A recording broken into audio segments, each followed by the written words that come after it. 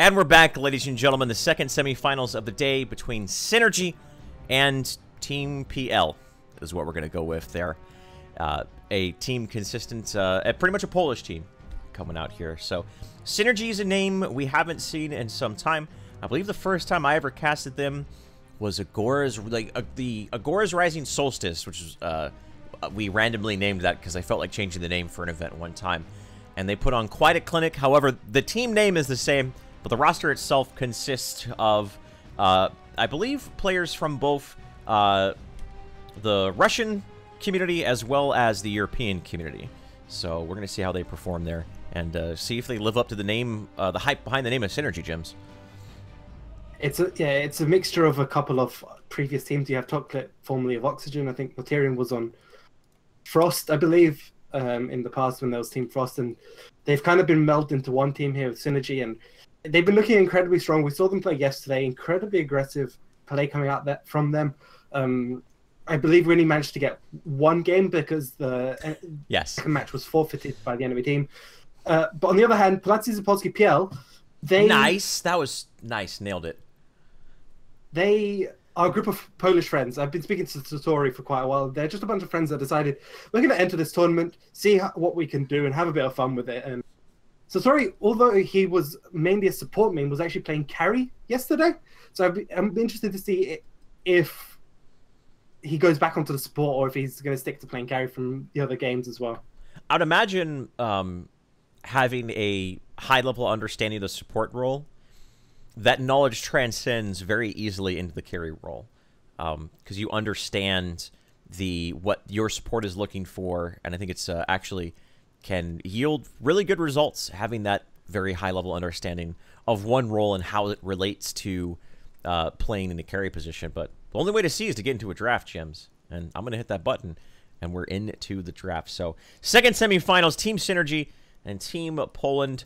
We're going to get right into this, see if the bands vary at all. And already we see a Grux band out, and not expecting that at all, Gems. A Countess being banned out by Synergy. It's a targeted ban. I think we saw Kozu playing incredibly. I think it was Kozu yesterday playing incredibly strongly on that Countess, and it's just to remove him from playing it. I believe he really favors that champ, and it's more of a denial, as I mentioned, to just try and force him onto a pick he might not be as comfortable with.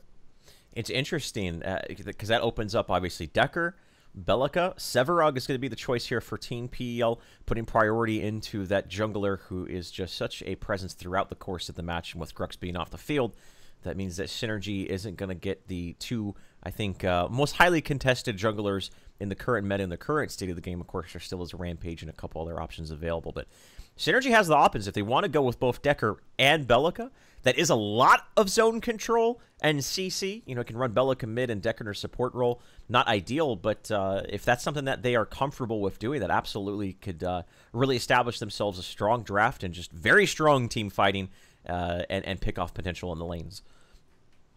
We do see the Synergy's pick. They've elected to go for the Quang and the Howard. So the Quang is kind of a forced pick for them, because if they don't get Quang here, they either lose a jungler or they lose an offlane, and they're forced to go on something not a suboptimal, maybe something like a Crunch, or even a Chimera, which I believe Synergy really wouldn't want to do. They're more likely going to be running this Quang straight into the jungle, or they're going to try get another person for the offlane as well, and maybe try to grab Rampage in the jungle at the same time. There she is. Quang is almost a necessity here. Yeah, it's they would have been so limited in options for that role if they weren't able to pick that up. So Synergy showing an understanding of drafting that they needed to pick up that hero. Maybe not when they wanted to in the draft, but overall it's much more important to secure a strong hero for the roles that they're trying to fulfill. But more Gesture coming out, Gems. I have not yet had the privilege to cast her in a competitive environment. I've seen her played in scrims every now and there to varying levels of success. Obviously, Team PL is a group of players that I think myself and most others are not necessarily that familiar with. So in the competitive environment, you know, I'd imagine she'd be run either in mid or in the off lane. And it's going to be interesting to see where she's going to be run and how much of impact she's going to have on the field here. Well, most of the time you'll see her in the offlane. The issue I have with picking Morigesh so early is that the supports haven't been picked, which is kind of surprising considering the draft in order. And Morigesh doesn't really do well into Decker and Narbash. That's kind of the thing. Morigesh, especially into Narbash, because Narbash can just heal up a lot of the hive damage that's coming out, which kind of negates her sort of lane bullying potential that she does have. And I'm surprised they haven't actually gone for a support. Instead of, they elected to get this Morigesh, and it's going to be interesting to see how that actually pans out as well. Synergy picks up Decker and Sparrow in response, so they have the premier supports, I think the most contested support right now of Decker, picking that up, as well as they have the good old containment fencing and make it rain combination, the tried and true. We've dating all the way back over a year now when we first saw that coming out in Agora's Rising. And the one more role they need is going to be either their offlane or jungler, depending on where this Kwang is going to go. That last pick for Synergy will be very revealing as to how they're going to configure this. Looking at a Team PL here, they have the Morgesh, they have their carry, and they have what we're going to assume is a jungler Sevarog. So looking at that, their support, I'd imagine Narbash is going to be the go-to support here. If they want maybe something that could enable them to have more early game pick off against a Sparrow, potentially Rampage, but I feel like what you give up for that Rampage doesn't really make up for the fact Narbash is still pretty good at it, and at the same time he still brings a lot more utility to the table. There's also the off chance Satori maybe goes with Muriel. He has been playing it a lot in solo queue matches. I haven't seen what he's been doing in scrims, but he does really like to play the champion. It does fall a little bit flat in the later stages of the game, but with a Morigesh and a Twin Blast, I could maybe see it working if they want to go for sort of a heavy early game composition. When it hits level 5, they go for big team fights, use that Reversal of Fortune might be a potential option here, but Narbash is undoubtedly the better pick here, but we're going to have to just see how they play it. And it's going to be the Muriel as well as the Bellica. Not normally you see Bellica transition all the way to the end of the draft, but with the way it ended up with Team PL forcing Synergy to pick up Kwang maybe a little bit earlier than they wanted to, they knew that they could save that Bellica pick a little bit later. So just just very smart drafting coming out from Team PL, knowing they could reserve the very highly sought-after hero of Bellica to get that last pick here for Synergy. Going to see what they're going to go with. Again, it's either going to be a jungler or an offlaner, depending on how they want to run that role with Kwang. And assuming that this is an offlane Kwang, they're looking for a jungler. Rampage is on the field. Or they could pick up maybe, I mean, Aurora. I'm not sure if Aurora has much validity here, as it did have in the last other 2 games. And okay, so it is going to be that Rampage, a little bit more well-rounded going in there. So I'm assuming that's going to be a jungle Rampage and offlane Kwang then, Gems. Yeah, because Kwang, Rampage can't really survive in that offlane. Kind of struggles.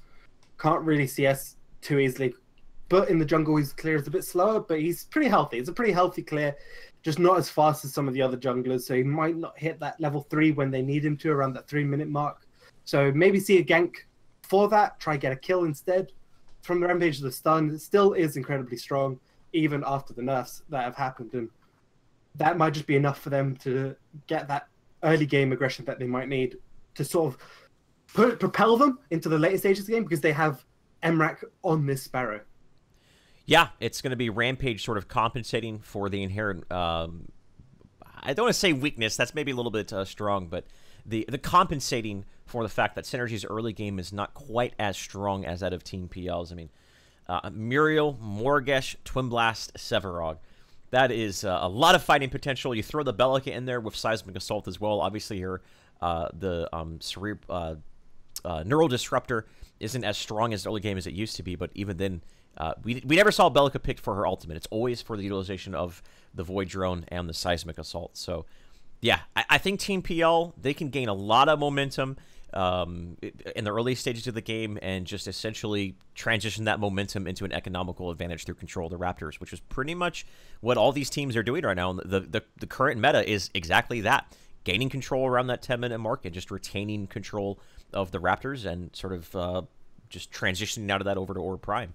I think they have the tools to do it, but if they don't succeed at that, Synergy has a extraordinarily strong late game composition coming out here with the Decker containment fence on top of the inner fire and the Make It Rain from Howitzer. They could just clean them off the field in a couple of seconds.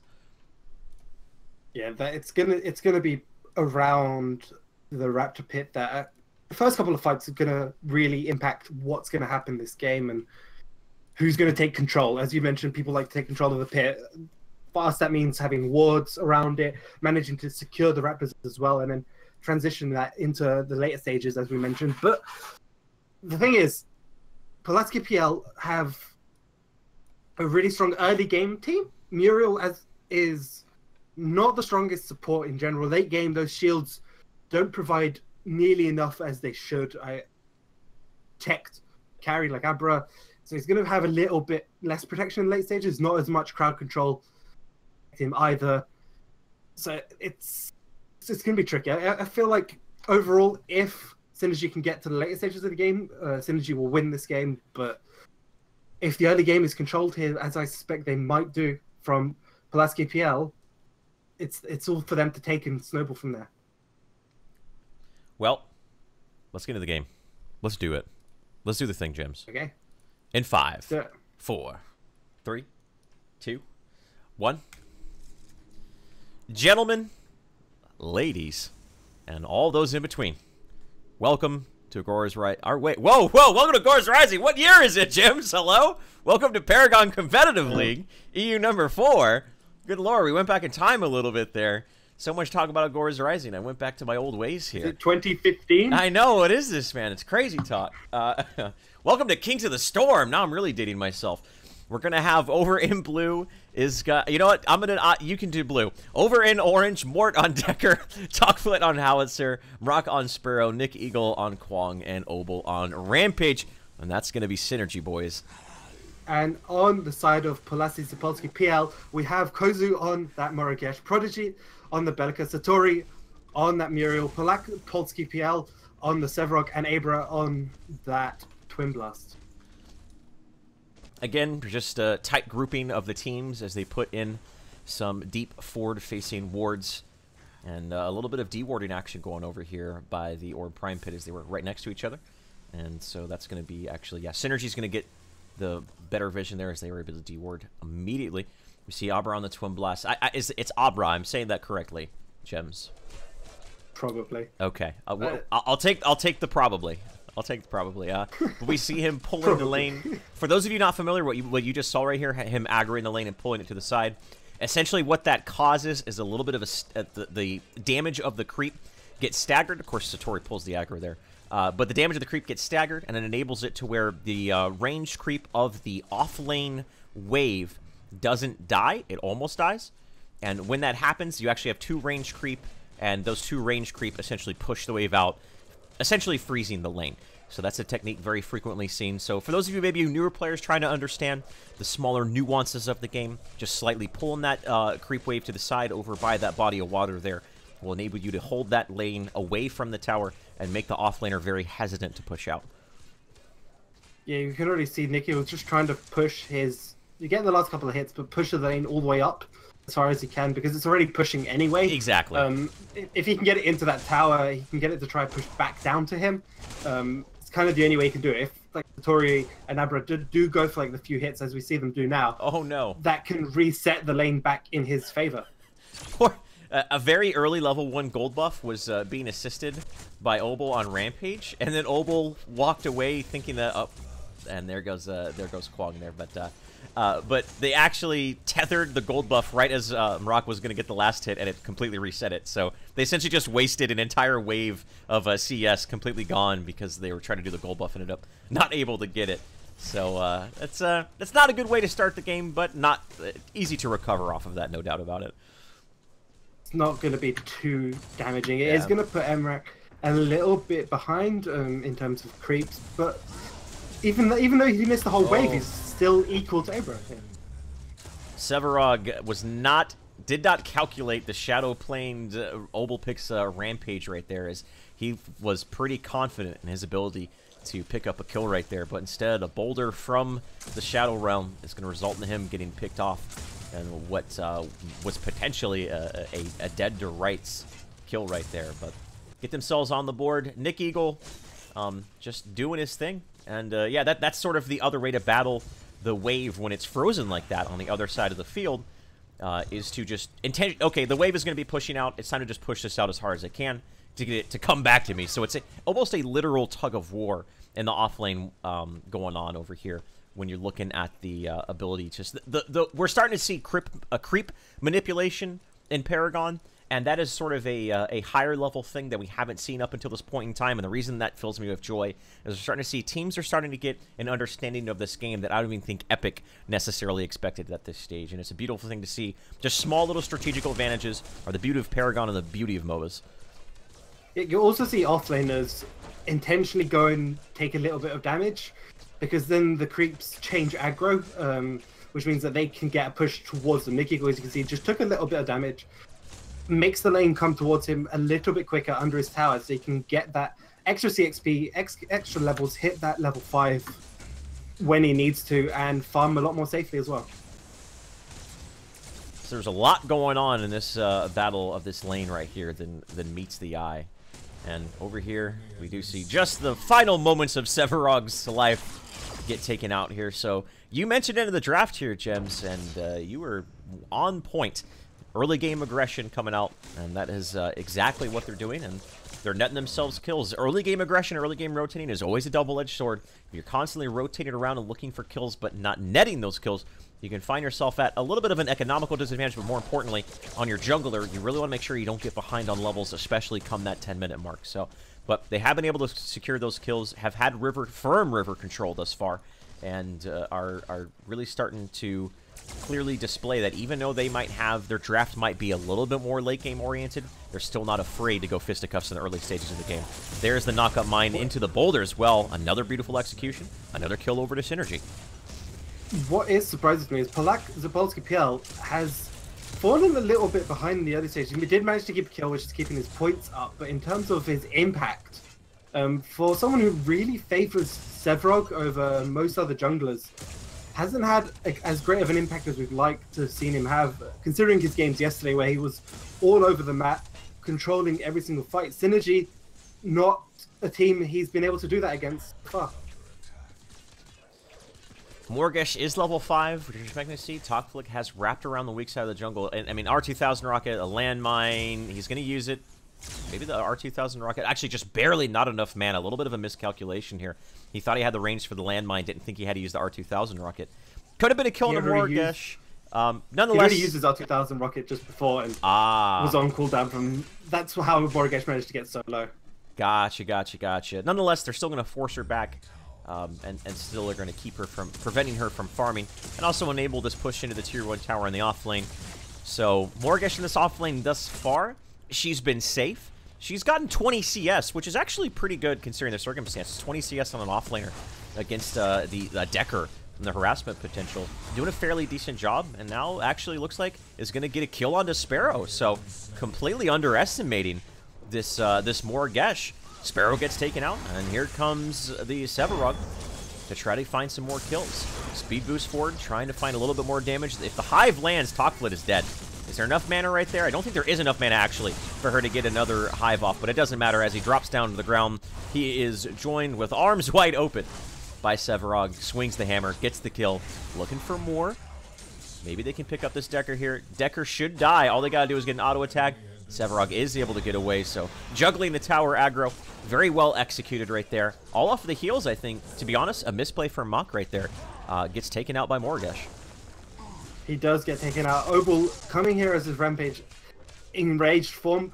Does manage to stand on the rock. Doesn't manage to get much else, but the thing to note there is that Morgesh did already have a Hive preset onto Tokflit there, so he was already taking a lot of damage, and he was already ticking away during that fight. And even though Tokflit does end up falling, he's still equal to ahead on points, so it's not the end of the world. Points are actually equal across the board. Abra is the only carry that's slightly ahead, but it's only marginal right now. 1 point difference, and it's at the 8.5 mark, so a minute and a half until Raptors spawn. We're going to see teams now set up their vision around that side of the jungle. We already see Synergy have a few wards in the river, maybe a few deeper wards in the jungle just beforehand as well, would be what I would expect. Continuing to push down the safe lane is the Decker and Sparrow, Mrak and Mort, respectively. That is, I'm assuming Mort is Mortirian. Am I correct in saying that? Okay, just a little bit of a condensed name right there. The 100% hook rate Richter who unfortunately we haven't seen since their debut in Agora's Rising well over 6 months ago. But they continue to push that down, and yeah, Morgesh thus far as I think a lot of us, that's the first time we've seen her, and she was able to retain a lot of CS in the offlane and also got a kill into the carry. So that's a successful offlane if I ever saw one. Generally, you just don't want to die and get some farm. But if you're able to 1v2, it means that game's really going your way. Engagement over here by the Raptors to be expected at this stage. Kwang already taken out. Sevarog's trying to catch out Rampage, or so just forcing him out. Talkflit at half HP. Does have to make it rain online and enough mana to get his full kit off. Maybe 2 full rotations, the R2000 rocket and a landmine. So posturing around the Raptor pit. Nick on the Kwang does get taken out, but he's going to be back on the field here just in time to pretty much reset in round number 2 here for the Raptors if these teams elect to do so. They got to be careful about their waves, though. Both teams, respectively, their off lanes are getting pushed in. While the off lanes are getting pushed in, it's in favor of Synergy because the off lane for them is right next to the Raptor pit, so they can push it out and get to the Raptors incredibly quickly. And also in that previous fight, we did see a little bit of over-aggression coming out from Synergy. Nick Eagle going for that Kwang, Fury of the Heavens, a little bit too deep into the enemy jungle with no follow-up, and that's what's prompted this 2-man kill right at the beginning. Oh, they got to be careful. They were trying to sweep around to the mid lane. Nick Eagle's been caught out with the green buff on Sevarog. He's just going to take up all of the damage. And again, a little foreshadowing right there, Gems, as for the second time in the past minute, Nick Eagle getting aggressive, and unfortunately his team not really following suit. And now a 5v4 situation. Obel has the green buff, is looking to get aggressive. No level 5 on the side of Miro, though. There's no reversal of fortune. The stun is there, but the quenching scales is keeping Auber alive. He's just trying to focus down the Raptors. He's ignoring the heroes, but he gets body blocked underneath the Make It Rain. And he's going to get punished. I believe he was able to pick up one of those Raptors, but it did cost him his life. Seismic Assault onto Obel. He does not have that in range for him. It looks like they're continuing to look for a kill here, as now Bellica's been isolated, as the rest of his team went up through the stairs to the strong side of this jungle, and now to transition away. Sevarog is trying to do what he can, but with being completely out of mana, all you can do is swing that hammer to just a futility. Twin Blast gets taken out. He got a Raptor. Let's take a look at the numbers after the fact and see if anyone has an advantage here, Gems. Yeah, Talkflit sitting at 15 points, but Abra 17 points. Just the power of Raptors, and he did manage to secure a couple of them, not all of them, because Emrak is going to take the last one here. But yet again, it's kind of an even split across the board. Emrak will be at 15 points, only a little bit behind Ebra, but it's still a significant amount because you're Sparrow. As a Sparrow, you really want to actually get ahead of the Twin Blast and try get to a point where it doesn't matter how many points Twin Blast has because you have the superior team composition. Using that inner fire around the containment field from Deca means that Abra shouldn't be able to do anything. He should actually just vanish in the fight almost instantly if they time it correct. Right. These respective lanes continue to push out their off lanes here and are just trying to do what they can. And it seems like as of this moment, Team PL recognize that the team fight at the Raptors is over. They're going to have to wait for the respawning of them. And until then, some passive play coming out. Synergy definitely has been the one who have been much more aggressive, almost to a fault. Is this Nick Eagle getting too... I'm asking myself, is this Nick Eagle getting too aggressive? Or is this Nick Eagle being the shot caller and his team not following suit? Either way, there's a little bit of refining in this. Could go a really long way, because if Kwang was engaged in that fight, it could have been a very, very one-sided if Kwang wasn't taken out so very early on. And also, Muriel was not yet level 5, while on the other side of the field, obviously, the ultimates were a little bit more online here. Satori, they're going to commit a containment fence for a solo kill on the Satori if they don't interrupt this, and they don't.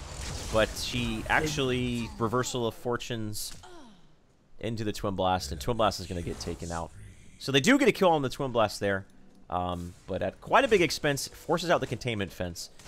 That being said, though, generally this early on, when the lanes are still pretty well defined and the teams are not completely grouped up, we see very liberal application of that ultimate. And still, you got to carry for a Kwang, and that's a favorable engagement for them any day of the week. Yeah, it's a favorable trade on the board, but you also saw Kwang, as we mentioned, did fall down yet again. It seems like the name of the game. He's 0-4 right now. Nick Eagle has been strung a little bit on this Kwang, and I'm not too sure if that's going to be exactly what they're looking for. Emrak is able to farm up now. You can see he's caught up to 18 points, even though he didn't get the Raptors, because Ebra was actually fell down to that gank. It gives Emrak a little bit more time. He can now grab this gold buff, go grab a couple of creeps here and there from the jungle, and try to slow down this Raptor, because the Raptors instant 3-point lead, and that is the difference of a new item or a potential complete item with 1/1 upgrades.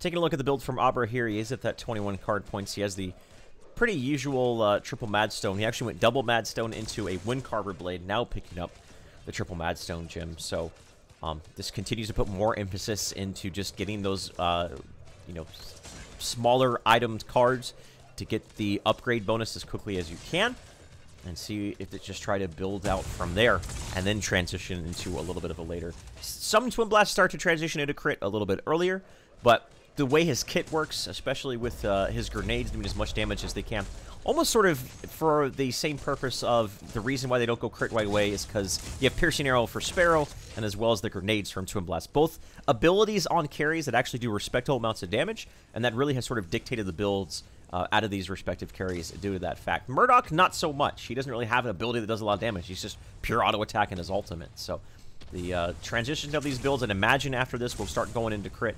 But 15 minutes into this game, Raptors are about to spawn, and these teams, it's pretty much a party in the mid lane. They've been both just sort of toing and throwing around the river buffs, trying to see who can take the last couple of hits. It seems like Toxic has been successfully been able to take that left one away from Polak.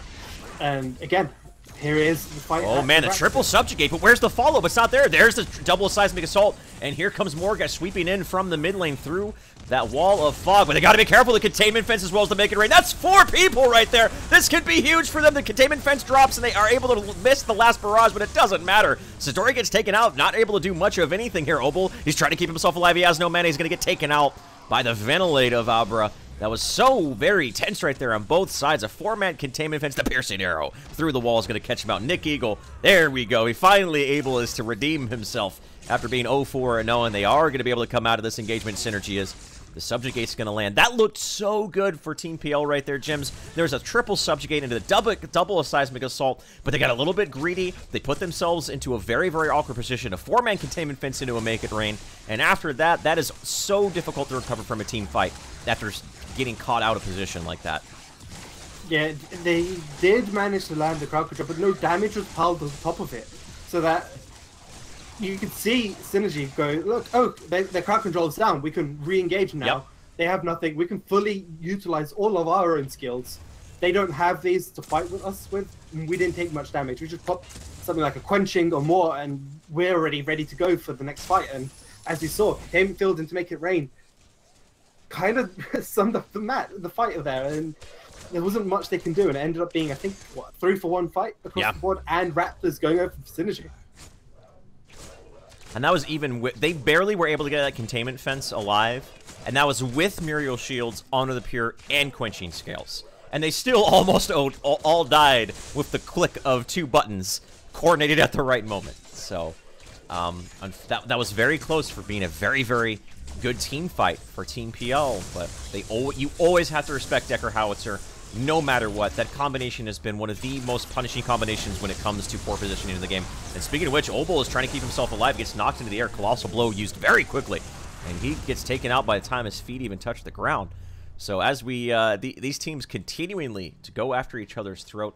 Obel's off the field for 30 seconds, and I'm asking myself, what's Team PL going to do here when they can continue to lay on the aggression, transitioning into the weak side of the jungle of their opponent's Synergy. Seismic Assault did hit Nick Eagle, but you can tell they're in full retreat, and now Satori is going to use a Reversal of Fortune, leading the Sevarog into the charge, but they're underneath their tier tower, and they have to be careful. Nick Eagle uses the Fury of the Heavens to try to just maybe isolate them a little bit here. Sevarog goes back in with yet another Colossal Blow. Nick Eagle oh, nope, there's Moragesh using the power of the Voodoo, is going to take out Kwong. So both of the respective junglers get taken out at the identical time. And despite the fact that it was a 4v5 favoring Team PL, it still was an even engagement. So all things considered, Synergy came out of that a little bit better than I expected. a little bit better than expected, but however, these are incredibly messy fights from both sides, and both teams kind of just taking what they can, like the scraps of the kills, and you can already see the scoreboard is incredibly close. Points-wise, the only person that's really standing out is Tokflit. The carries are near equal in terms of scores, however, Emrak is slightly behind in farm, but Tokflit incredibly strong in that mid lane, sitting at 3-1-4, 26 card points. Pretty far ahead of Prodigy, is only at 21. Oh, Lord. Oh, Morgesh. Farewell. Kill secured by Obel. That's just, sometimes that just happens. Sometimes a purple buff spawns, sometimes a rampage gets it, and sometimes you are just met with an untimely boulder to the back of the head, and you get taken out. 35 seconds with no Morgesh. Raptors aren't really spawning anytime soon. I think they're just going to be happy about picking up a kill and get a little bit of an economic boost into the hands of their rampage player. Yeah, this is turning out to be two teams who are consistently wanting to fight out. I think it fits a lot of their playstyles. Synergy with people like Nick Eagle, who like to play incredibly aggressive, even as an offlaner. He used to play a lot of, I think, Sevrog offlane. I think we used to see Nick Eagle playing Sevrog offlane, I think, in the past. And even then, you would see you try and rotate, grab a subjugate, and then rotate and try and get a kill. But he's doing the same thing here with the Quang, trying to land that tether and then go into another fight. 1 minute until Raptor spawn. Prime is also up. What I've seen, what I like to see some teams do is when they see one team go for Raptors, try and sneak the Prime on the other side of the map and sort of, you take this, if you try to go for Raptors, we'll be taking the Prime off of you. I could see that being... I'm trying to figure out in my head who would come out of that engagement ahead. I suppose if a team is able to pick up War Prime for giving up 3 card levels to an opposing carry, that they have a massive power play, but they have to follow up a little bit more. But at the same time, their potential to get more done is significantly higher. So that'd be interesting to see, but it looks like that's not going to be happening here. Subjugate doesn't land. Tokflik actually blinked away from it. Obel's engaging. Gets knocked up. He's actually jumping immediately to the back line to try to isolate Morgesh. They're trying to do what they can, but right now he's just specifically zoning. Satori used that reversal of fortune and is just getting torn out by the inner fire of the Sparrow at this point in time. They're grouped up. Rock is trying to do what he can and run away, but get isolated. Severog has just been a nuisance this entire fight and continues to actually just dish out a massive amount of damage. A delayed containment fence. A triple kill right there. Going over to Team PL. Again, scrappy team fight. These guys are always just all over the place. These team fights always seem to evolve, or devolve rather, into instead of 5v5, it's more like a 3v3 over here and a 2v2 over here.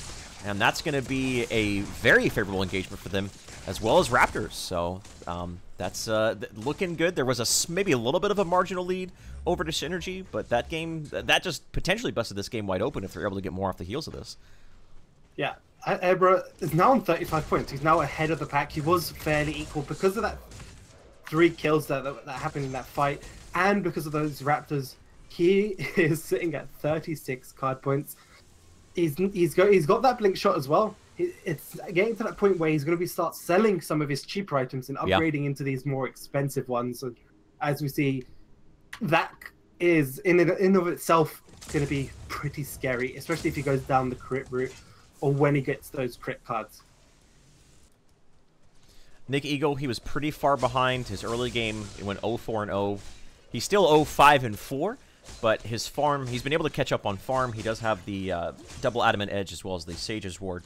We're now building into more ability damage, so not going with any sort of survivability. Again, Kwang does have some inherent survivability with his on-demand ability and basic armor, as well as obviously the sustain coming out from his lifesteal. But this is going to be more emphasis on damage. No Honor the Pure, no Purity Sensor. He just wants to tether someone, and they want to blow him up as quickly as they can. Polak might be in a little bit of a jam here.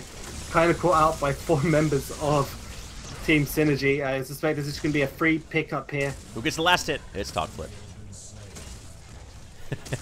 Yep, that was just a rotation. A good wraparound by the Decker and the Howitzer. And they're going to... Nick Eagle is going to back? He's got full health and full mana. I was going to say that. I feel like they should continue to push this. Mort, I believe, has Containment Fence online. He does. Tokflik has Make It Rain. A 4v5 situation. Morgesh just now transitioning from the mid over to this tier 2 tower push. And we're going to see, this is not something you see very often. Oh, the beautiful boulder follow-up right there. The stasis bomb into the boulder. The duo combination of CC that we see from Decker and Rampage. Nick Eagle uses that Fury of the Heavens, goes in. We did see Morigesh, her ultimate completely negated by Honor the Pure. And now they're going to once again re-engage the stasis gem. I'm sorry, the stasis bomb into the boulder, into the R2000 rocket. It's just rinse and repeat at this point, Gems. Really clean execution coming out from the synergy. You could say they have a lot of synergy between them, and that is where that name comes from. And you can see it. You can tell that these players have been playing this game for a long time, and they've been chaining their abilities almost perfectly there. Just 2 free kills. They're like, okay, we've got 2 extra kills from that. That is a successful sort of siege for us, and even though we don't necessarily get the tower, the lanes are pushing. We can go back now and take this farm and carry on with this lead we're slowly building here across the board. Even though Agro is ahead in points, I think across the board in points overall, Synergy are slightly ahead. A little bit ahead in the CS, but I think at this point in time it's pretty much negligible. Rock has picked up the Hunter's Guile on the Sparrow, so that'll be a great tool, I think, at specifically dealing with Subjugate on Sevarog. Seismic Assault, not so much, because you can't use that while you're stunned. But so he does get caught out by a untimely Subjugate and caught out of position. He'll be able to get away there. Prodigy's moving forward, assuming this Decker's by herself, but I don't think they realize that Obel has the purple buff. Actually, no, they did have a ward right there, so they knew about it. More so, we're just trying to gain a little bit of vision. Raptors are spawning here in approximately 30 seconds. The offlane is pushed out, and Rock's already on it to push this out, get some farm, set the wave, and again, gain control and vision of this area and try to transition over there. These fights have been scrappy. It's been back and forth. We'll see if one of these teams can take a just completely convincing fight right now. We do see the Thick Bloods coming online for both teams as well. And by both teams, I mean also, one team. Raptors are up yet again. We can already see posturing coming up from the side of Synergy here. There's already 5 of them here preemptively before PolacyZpolskiPL. Always mess up that. Hey, you're doing a lot better job than me, man. You're doing a lot better job than me. Yeah, they're just chewing it down. They know that Morigesh is in here. They're going to try to go in and try to steal it, but I don't know. Morigesh is in here and won't be, so they need to disengage quickly, but Aubrey gets caught out. Forced to use the blink shot. Very long cooldown, but now Bellica's in a very poor position. The containment fence goes down. It's just Sevarog inside of that with Nick Eagle chopping him down with the sword, land the knock-up mine. Again, Sevarog's so tanky right now that they're all bursting him down, but it seems like his HP bar just simply isn't moving. They're continuing to pursue the lone frontliner of Team PL. And a blink forward, using that blink charm to get that kill. But they were able to pick up the Raptors, and they get 2 kills. Morigesh uses the ult and secures a kill into Nick Eagle. But even with Nick Eagle being taken out, I think this is a great opportunity for Synergy to really establish a firm foothold inside of this game. Though they're wounded, they're out of mana, and I think they might actually have to back and spend their points. We'll see what the call is. They're just going to go for these river buffs that have conveniently spawned for them. You can already see Emrag pushing it into that tier 2. They want to try and get vision of the prime pit. They don't have any wards around that side of the jungle. We can already see Obel trying to get a couple of wards in the jungle, help clear out some of this vision so they can try and go for this prime. It's 27 minutes in. The prime's health is actually going to be stacking up fairly significantly, but they can still take it fairly quickly because they have the power of a Sparrow and they have the power of a Rampage who can tank it for a fairly long time.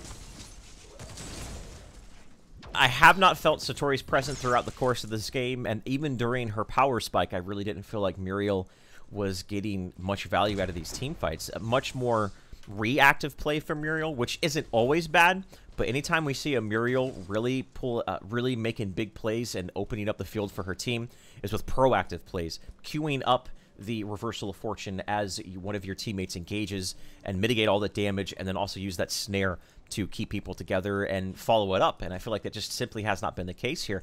And with her power spike come and gone, we're really starting to see her taper off and not be much of a presence. She does have quenching skills. She does have Honor the Pure, but so does her opponent. That other card coming out, I think it's very fitting that Satori picked up a Satori cloak. I just want to point that out. This is so literal. He did literally just change his name recently. His full name was Satori Cloak before, and he shortened it just to Satori, and he's elated to go for that card. We haven't actually seen it being used too much recently, but it's still going to shred enough armor there to actually pose a little bit of a threat. Morgesh deciding to use the ultimate to get the kill on the Kwang. Pretty sure he was dead anyways, but Nick Eagle... Nick Eagle, I think at this stage, the best phrase I can think of is strategical deaths. That one, though, not necessarily that strategical. He just simply got caught out. Reversal of Fortune being used here over on Twin Blast. Maybe was trying to get a snare onto Talkflip. He's going to be forced into the sky. Abra has to be very, very careful here. He is able to get out of the Make It Rain. Is going to take too much damage and is going to secure 2 kills over here. And staggered deaths nonetheless. That's 20 seconds without Kwang and 60 seconds without their Howitzer. This is a moment for Team PL. You can tell they're going to head into the mid lane and looks like transitioning over to Ore Prime. They can absolutely get this here, but they still have to respect this. 4v5 is not a guaranteed prime time by any means. It's a 3v5. Kwang is still down, and numbers depends apart. if they can do it. Containment Fence used. No follow-up, though. They're just trying to delay this. Maybe trying to wait for Kwang. Actually use the Quenching Scales as well. Almost caught up by himself, but he is in the enraged form. He needs to get out of there. He's going to get CC'd and bursted down. Stasis Bomb onto the Morgesh. She should be okay as there is no damage follow-up, as Sparrow is just completely by herself. You can tell they're just delaying. They're delaying. Here comes Nick Eagle. The Fury of the Heavens is going for it. And there they go. They're able to keep him in place and bait him out. Team PL just fell right into the trap. All they were doing was delaying for the Kwang. The boulder's going to land onto Severog, and he's going to get taken out as well. So that moment of indecision coming out from Team PL, you could tell they're just sort of sitting there. They were very hesitant to turn that corner. And that allowed Nick Eagle to get back on the field, get a tether, get 2 kills. And this is almost a guaranteed Ore Prime coming out here for Synergy. A very sudden turn of events here, Gems. Complete role reversal. It was looking like it was Team Poland's game right there. They split off the orb. Maybe they could have stayed on it, tried just burst down and hope to get the last hit. Instead of going for this chase, didn't manage to get anything off of that chase, which then allowed for Kwang, Nick Eagle to come back from the dead, land that tether on 3 guys, and they managed to secure the orb straight off the back of that as well. So really nice play coming out from Synergy, stalling just the right amount of time so that Kwang can get there. And the Raptors are up. They've just taken Prime. This is the exact scenario they need to be able to take the advantage here and try to push for one of these inhibitors. And their ability to offensively siege, even without their Prime cards activating, is very, very threatening, strictly because of the Containment Fence, the Inner Fire, and the Make It Rain. And their wave clear, now, Team PL has decent wave clear with the grenades from Twin Blast, as well as the Void Bombs from Bellica. But the wave clear is, I think, a little bit better coming out here between the Sparrow and the Howitzer, as well as you factor in the increased health pool of the Creep with the Prime card. So I think Team PL really has to respect this next engagement, or they could just end up losing this fight. We've seen how seamlessly they're able to chain their crowd control, how seamlessly they're able to do that. There's the boulder. Look for a follow-up. Tether, is he going to engage with the Fury? He's not. Could have gone in, but they forced out the Honor the Pure, and I believe Quenching Scale was popped as well. So 40 seconds. Sparrow gets stunned up, but immediately, look at that very quick peel. There's the aggressive reversal of Fortune into 4. The Severog is in there. The actually very aggressive Link Charm forward from Twin Blast. He does get a kill on the Sparrow, but he's going to exchange his life for it. 2 for 1 thus far. Double Subjugate is going to try to give Prodigy the space he needs to run away, and he is going to be able to go away. The carries are dead on each side of the field, so the damage to take down this inhibitor is missing. They're going to try to do it nonetheless. Severog has just enough mana to run away. The landmine actually giving him a little bit more momentum, getting him to safety. But it still doesn't change the fact that the mid inhibitor has fallen. The first major objective coming there from Synergy shortly after the heels of the Prime card activation. But man, the aggressive coming out from Rabara, blinking into essentially the middle of his opponent's team and picking off the carry. Do you think maybe that was just a play to, hey, if we can get rid of the carry, maybe we can keep our inhibitor alive? It's an incredibly risky play, and it didn't really pan out for him. But I believe that was the idea for him. Again, Raptors are also still up. They're getting to the point in the game where Eric is at 52 points. Just a couple more points here, and he is going to be at that really scary 60-point Sparrow we always like to harp on about. No Prime, so Raptors is going to be the next point of contention here for both the sides, and it's image to see around this because of the way the jungle shaped out, because of the recent change to the Raptors. carries need to go right to the back of the pit, which then lends itself to combos like Howitzer Decker, Make It Rain, Containment Field being a lot stronger than it was in the previous patch. I was, when the Raptors were on the not on the stage up there, but we're still in front of it. I thought for sure it was gonna be a dunk thing, man. I thought they were bringing back the Orb Prime dunk, man. I was like, that's gonna be the Orb Prime dunk because it's on an elevated position, just like it was on Legacy. I was like, come on, Epic, just bring back the dunk. But unfortunately, my hopes and dreams have been dashed. There was no treading lightly for Epic as they just completely walked over my dreams. But that's okay. We won't get too poetic as right now. This is Monolith, and the Raptors still being a very awkward objective to take, as you mentioned, their gems. And I think right now, though, they can just burn them down so quickly that if Team PL is not constantly in position to contend them, they're just going to be gone by the time they're even able to respond and make any sort of threat to it whatsoever, just because the inherent advantage they have with the Dusk side. They do have the advantage on points as well. They can push this lane because there is no tier 2. I maybe would have liked to have seen them try to push the tier 2 tower down. It's just a cleaner and easier tower to take.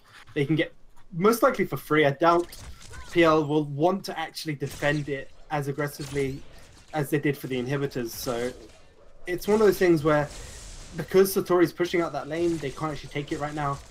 Versal Fortune can just come in across the map, and it's one of the things Muriel late game is good at doing. You can throw a bit of creep waves at her and she can still join the fight. Boulder. Is there a tether? There's a tether. R2000 rocket. 1 CC, and there he goes in. Nick goes in with the Fury. Dedicates himself, gets the kill, and gets out cleanly. Prodigy was probably like, whew, I lived. And then all of a sudden, the power of the heavens comes in, and no Bellica. The biggest tool at dealing with sieges is now down. Containment Fence, Make It Rain. And this could be devastating. Abra sitting there. The shields are there. Reversal of Fortune being forced out here. All the meanwhile, Obel is tanking up Twin Blast, tanking up the tower. The Containment Fence and Make It Rain are on cooldown. It is still a 4v5. The Boulder is Sevarog going to be able to live here. Shield is going to be able to keep him alive and enable him to get away. But I think this re-engagement after the fact still might be enough for them to get this inhibitor. As you better believe, the Creeper now pushing into the core. 2 have to go away. And with Sevarog being forced out of the situation, have to head back home and heal up. The inhibitor's going to fall. Tether, Boulder, and oh my lord, that is just a deletion right there of Twin Blast. With Abra being taken out right here, they're feeling confident enough to go into the core, but a subjugating a colossal blow. Very low is Mort. I don't know if he's able to get out of there. He jumps away, uses those rocket boots, and does secure a getaway in what could have been a very, very risky situation. And now we're going to see Sevarog back at home. We're going to see Bellica, rather, looking for a seismic assault. And, oh, you can tell Morgus wants to get the mark. He wants to get the mark on either Obo or Mort to try to get an ultimate off. There's no Honor the Pure or Quenching Scales. This is essentially 2v5. They have to be careful here, Gems. Good lord. Obo's low. Sevarog is trying to do the damage. He is in region form, and he is able to get away, and Morgus gets taken out. Oh, my. An overextension coming out here from Team PL. That could have been great for them, but even with a health advantage, you can't ever go in 2v5 like that. And now this is for Sevarog was trying to save his buddies, but he's going to give his life up for it as well. And that right there, I mean, they might be wounded and out of mana, but with only a Muriel on the field to protect the siege, Twin Blast is going to be up here in a couple of seconds. 2 inhibitors down. Looks like they're going to continue to push this. Yeah, they're all healthy with the exception of Decker, and Decker has enough mana to throw a stasis bomb. That's all they need to end this game right now. And they have 2 waves of super minions pushing down from both sides, and it has been a 40-minute game here, and it was looking like it was in the favor of Team PL for a lot of it, and there is that mine coming out from top split. Abra instantly falling, and that is going to be game number 1 going over to Synergy. That game was a very much so an even game up until about the last 10 to 15 minutes. Nick Eagle was he was driving the struggle bus. He was driving the struggle bus for a while. 0-4-0, wasn't feeling an impact, but then he made that play underneath the inhibitor there, the second inhibitor siege, where Prodigy was like, "Ooh, I barely lived," and then Nick Eagle said, "Oh, no, you don't." And after that kill went down, that sort of scrappy team fight after the fact went to the way of Synergy, and pretty much were able to push the core and take that game number 1. Gems, I gotta say, though, Synergy's a name we're familiar with. The players on that team are names we're familiar with, but Team PL being relatively unknown to most of us, put up a pretty good performance in that game. A couple refinements, a couple reiterations, a little bit of tweaking inside of their play. Really, I think they absolutely could bring this to a game number 3. I think they have it in them. Considering how that first game went, there was a lot of good plays coming out from them, a lot of strong synergy on the side of the Polish team coming out, and it's completely up in the air. I feel like if one of those fights had gone slightly differently, PolacyZpolskiPL would have actually won that game. Maybe I think it was around the Orb Prime. I think at that point, when they gave up Prime, when they stalled for Kwang and they got caught out, I felt like that was the sort of major turning point there, where if they had just maybe tried to burst down the Prime and try to just take it that way, they might have had a better chance. Well, guys, without further ado, we're going to cut it to a small break. Thank you for your support. Thank you for watching. Thank you for being such an amazing community that we are also very honored to be a part of. Just want to take a quick moment to give a shout out to the guys behind the scenes who don't always get the recognition that they deserve, specifically our moderator and administration team, Ryan Red, Fairless, Vol, Narender, Churchy. I think I nailed it. I think I nailed it there, Jims. I believe that's all of them. Let me check Discord real quick to make sure I didn't miss anyone. They're all in chat. And of course, as well as all of our other wonderful casting teams as well. We have here at the PCL, just a great group of very passionate people that have come together, and we're trying our best to just put on the best product that we can to show off the wonderful game that we all share a love for, and Epic has been doing a damn good job at refining this game. We're still early on, but I think without a doubt, we all have a bright future here in Paragon as a competitive game. That's exactly what we're trying to prove, and you guys are here to hang out with us as we try to do it. So, now that I'm off my soapbox, Jims, let's cut it to a break. Let's get to game number 2 and see if Team PL can take out Synergy. Be back in just a moment.